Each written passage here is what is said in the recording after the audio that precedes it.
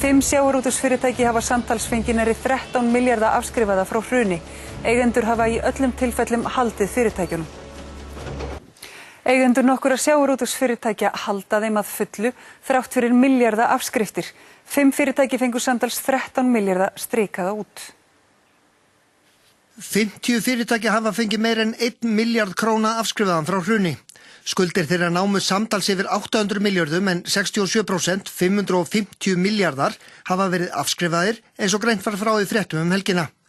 Afgangnum hefur í mörgum tilfellum verið breytt í hlutafé og fyrirtækin enn í rekstri. Þessar tölur eru frá í sumar og koma fram í skýrslu sérstakrar opinberrar nefndar.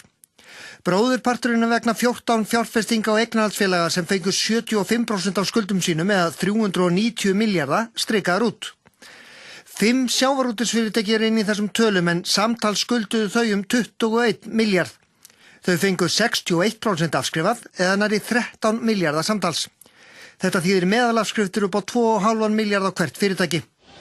Ekkert kemur fram í skýrslunum hvaða fyrirtæki þetta eru, þar kemur bankalindin inn í.